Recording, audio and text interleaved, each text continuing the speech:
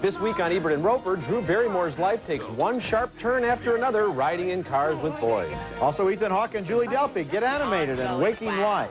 And Warden James Gandolfini tries to stop inmate Robert Redford from taking the last castle.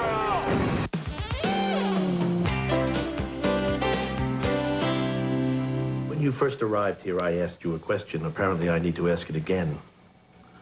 What do you want from your time here at the castle, Mr. Irwin? And my answer is the same as it was then. Do my time, go home. So you say, but everything you have done has contradicted that. Robert Redford is a war hero who squares off against James Gandolfini on the battlefield of a military prison in The Last Castle, one of 6 new movies we'll be reviewing this week. I'm Roger Ebert. And I'm Richard Roeper. Robert Redford's golden boy looks have worn into a leathery handsomeness that suits him well for the part of General Eugene Irwin, a legendary and charismatic but disgraced soldier. Irwin disobeyed a direct order on his last mission and cost 8 men their lives, which resulted in a 10-year sentence for the former Vietnam POW. Frank Military plays a disgraced doctor who tells Irwin the prison is no country club. Twice in the last year there have been accidents where men have been hit in the head and killed.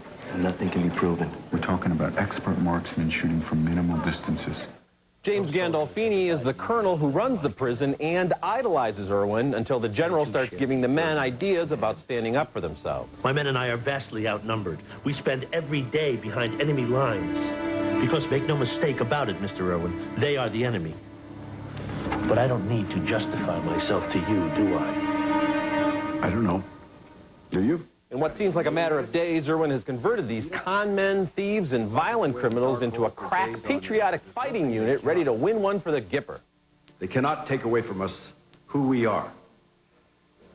And we are soldiers. Yeah. That's right. And it is the one thing that gives us a chance in here.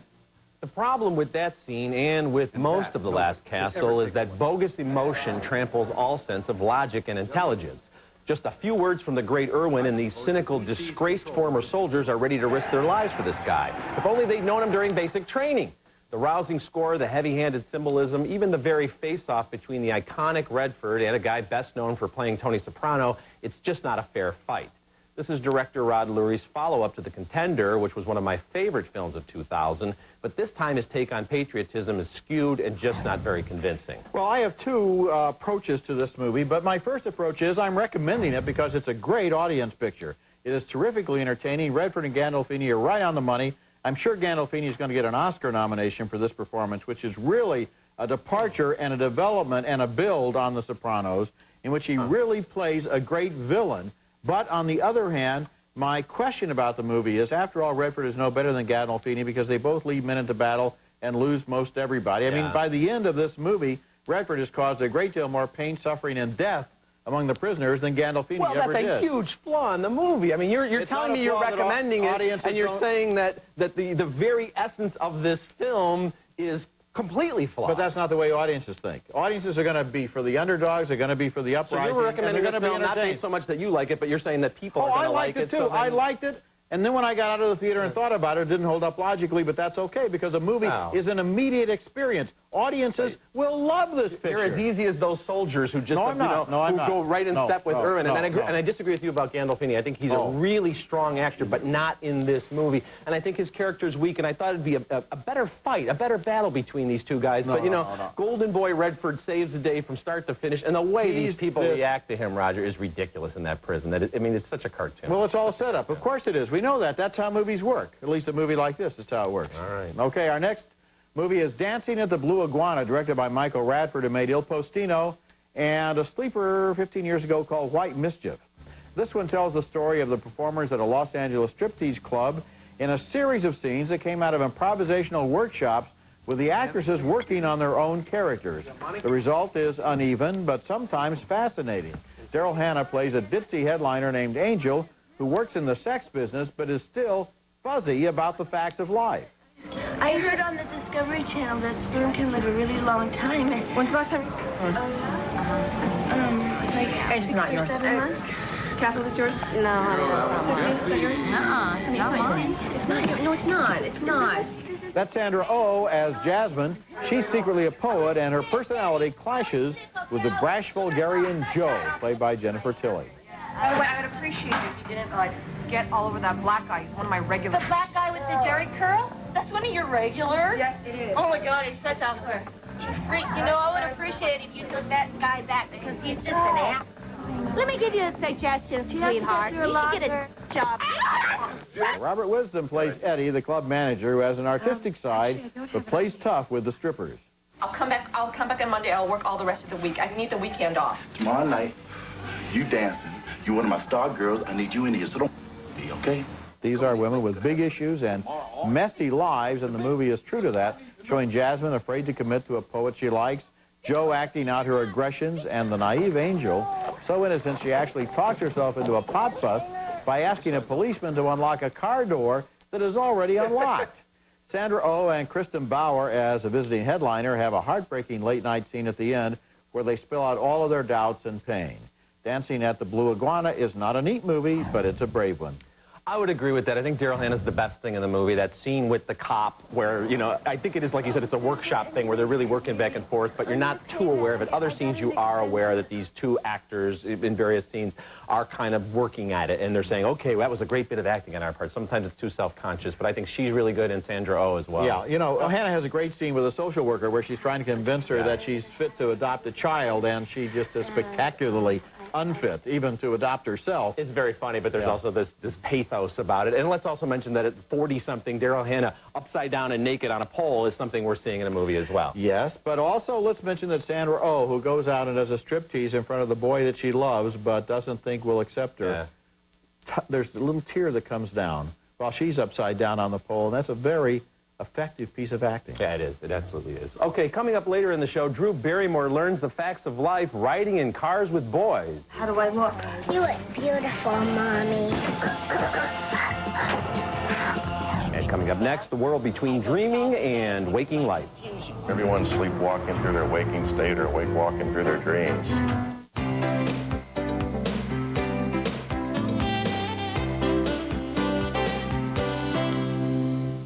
It wasn't like a typical dream. It seemed more like I'd walked into an alternate universe or something. Yep, it's real. I mean, technically, it's a phenomenon of sleep, but you can have so much damn fun in your dreams.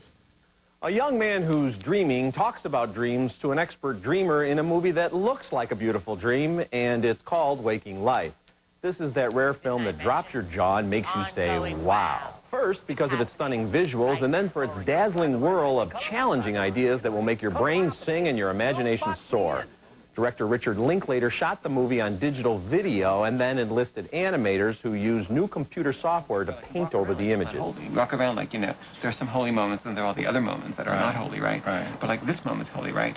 And I feel like film can let us see that, you know, can like frame it so that we see like, this moment, you know, holy. And it's like holy, holy, holy, moment by moment.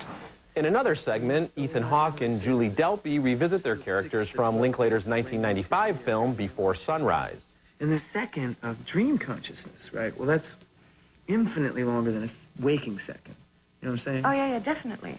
For example, I wake up and it's 10, 12, and then I go back to sleep and I have those long, intricate, beautiful dreams that seem to last for hours, and then I wake up and it's 10, 13. Waking Life has a kind of liquid comic book feel. Some of the faces seem to shimmer as if slightly underwater. And that's how I sometimes feel when I'm dreaming, as if I'm just under the surface of my life, trying to control things, even as I'm somewhat aware on one level that the dream is really in charge. Then again, most of the guest stars in my dreams don't name-drop Dostoevsky or try to solve the riddle of reincarnation as they do here. But despite, or maybe because of the dazzling look and the rapid-fire dialogue about the meaning of existence, Waking Life transcends the art house label. It's clever and accomplished, but it's also just a lot of fun. Boy, it sure is. This is way up at the very top, in the top 5 at least, of the best films of the year. Maybe it's even higher than that. Wow. I think it's a fabulous picture. And the thing that I like the best is the way it takes these ideas and by animating them, somehow transcends them. So that if you just saw a movie of these people talking about this stuff, it might be a little dry, but the movie is so vibrantly, excitingly alive, every single shot is so much fun to watch, and then somehow by exaggerating the faces and the gestures, glasses come out like this and arms go like this, it underlines the words, so it makes them easier to hear and understand. Yeah, each character has a little bit of a different style. I mean, it's all sort of part of one big form, but it changes, and just when you're thinking, oh, it's getting a little too preachy or ponderous, the Wiley Wiggins character goes somewhere else, and you meet somebody else interesting, and there's always something great to look at on the screen. You know, we have had so many brain-dead movies this year, so many movies that have been dumbed down. This is a movie that makes you feel like you're smart and you're glad to be alive and you're glad to be engaged in these wonderful ideas. It is a great movie. I would agree with that. Okay, coming up next, Drew Barrymore has a lifetime to regret one night of riding in cars with boys. And looking ahead to next week's openings, we'll review Jeff Bridges trying to make sense of Kevin Spacey in K-Pax. He's the most convincing delusional I've ever come across. Pretend that I'm your parent. Okay, you'll just say what you're going to say. You'll get through it. Okay, just tell it to me like you would tell it to them. I'm pregnant. My daughter's a tramp. My daughter's a tramp. You're a disgrace. It's 1965, and Drew Barrymore doesn't know how to tell her parents she's 15 and pregnant in that scene from Riding in Cars with Boys, adapted from the autobiography of Beverly D'Onofrio. It wasn't riding in cars that got her in trouble, but parking with a guy named Ray Hassick, who has a good heart but is utterly clueless and has big problems with booze and drugs. With a teenager's optimism, Beverly hopes having her own house and husband is going to solve everything. Very few people in my life have ever treated me as good as you do. And that's got to mean something good, right? That's Steve Zahn in his best performance. Beverly gets most of the child care duties, even on the big day when she interviews for a college scholarship. How do I look? You look beautiful, Mommy. No, say that I look smart. You look smart, Mommy. You do. Thank you. Her husband forgets to babysit the child, and she loses the scholarship because an admissions officer decides she's too distracted by the kids. 4 o'clock in the afternoon, and I'm just another angry housewife yelling at her husband on the lawn in front of the entire neighborhood!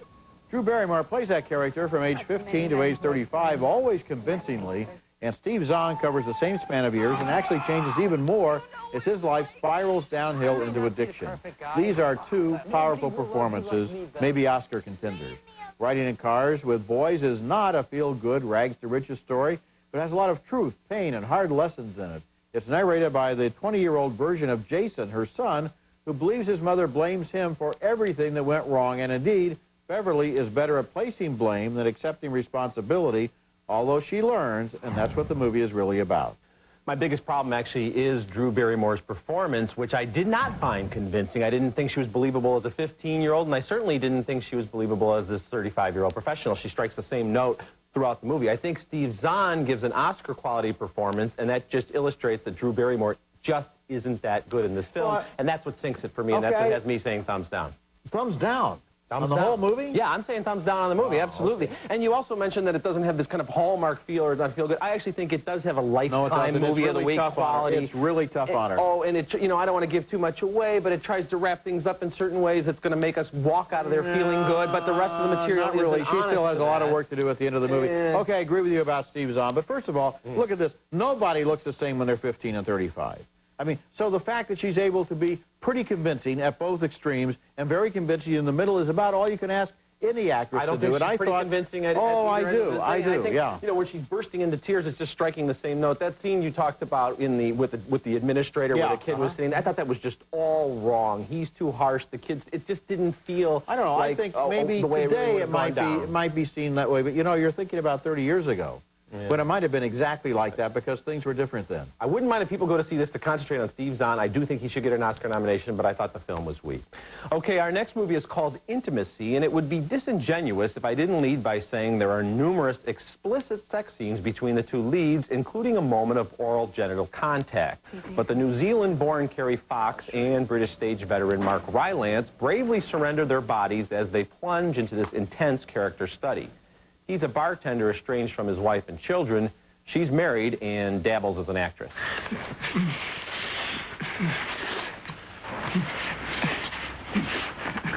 Claire and Jay meet like that every Wednesday, no strings attached, until Jay grows curious about Claire's life beyond Wednesday. He buddies up to her husband, Andy, played by Timothy Spall from Topsy-Turvy and Secrets and Lies, who doesn't realize his new friend is having an affair with his wife. What day did you say you saw her? Wednesday. Wednesday. That's a really good day for me, Wednesdays, yeah. Yeah, I do really good business Wednesdays. Intimacy is directed with unrelenting honesty by Patrice Chereau, who has a keen eye for the details of lower middle-class life and a refreshingly uncinematic view of sex. Fox and Rylance are attractive and they're consumed by bursts of lust, but they're trysting in a crummy apartment that isn't filled with 400 candles or lit like a Celine Dion video.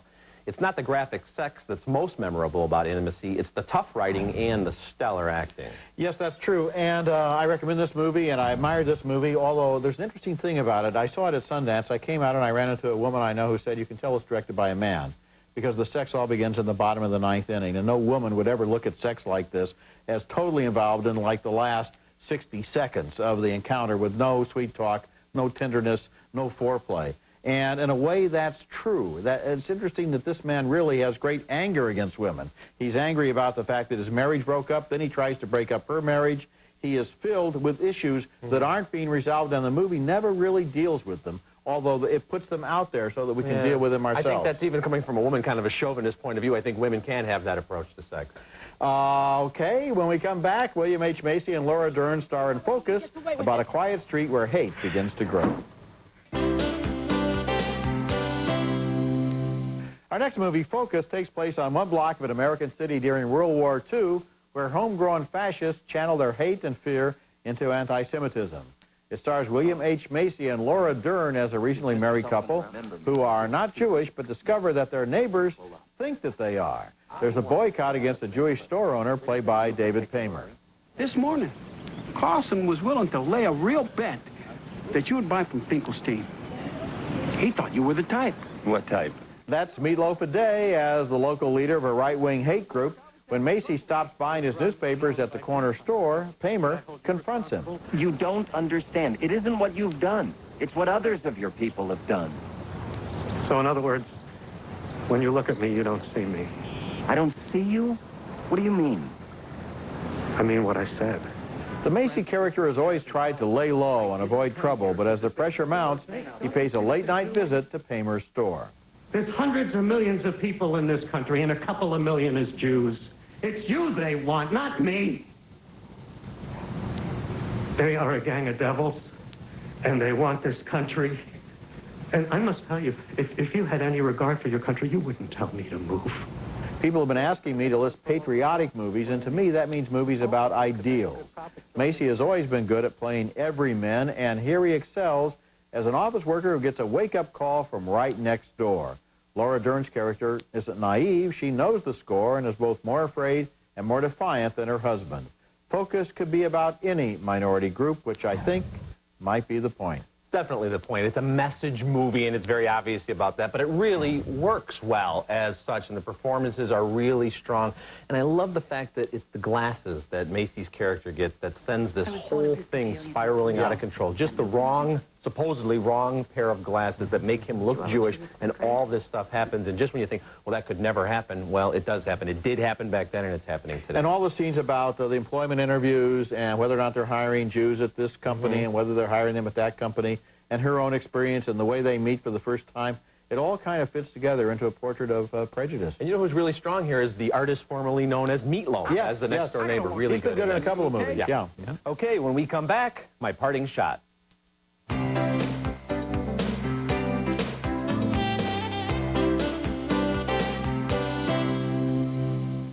You're doing great, okay? Ben Stiller's most successful movies have been his goofiest, so I guess that explains why he wants to do a big screen version of Starsky and Hutch. What could be more ridiculous than celebrating bad hair, stiff acting, pleather jackets, and an orange Ford Torino? But classic TV shows almost always make for awful films. Has Stiller not seen Charlie's Angels, My Favorite Martian, and Sergeant Bilko, to name just a few? Don't make me come to your house with a Flintstones double feature, Ben. Now, there's always a chance Stiller will turn Starsky and Hutch into a campy hoot or a whiz-bang romp, but if he's going to dip into the reservoir of old TV shows, I'd like to see him tackle something intriguing, like The Man from U.N.C.L.E. or Dark Shadows, or even Bewitched. He'd make a great Darren to Gwyneth Paltrow's Samantha, and that's my parting shot. Okay, recapping this week's movies, we split on The Last Castle. 2 thumbs up for Dancing at the Blue Iguana. 2 very enthusiastic thumbs up for Waking Life. A split vote on Riding in Cars with Boys. 2 thumbs up for Intimacy, which is appropriate for adults. And 2 more thumbs up for Focus. Remember, you can hear our reviews at ebert-roeper-movies.com and read us in print at suntimes.com. Next week, we'll be back with Kevin Kline and Kristen Scott Thomas in Life is a House.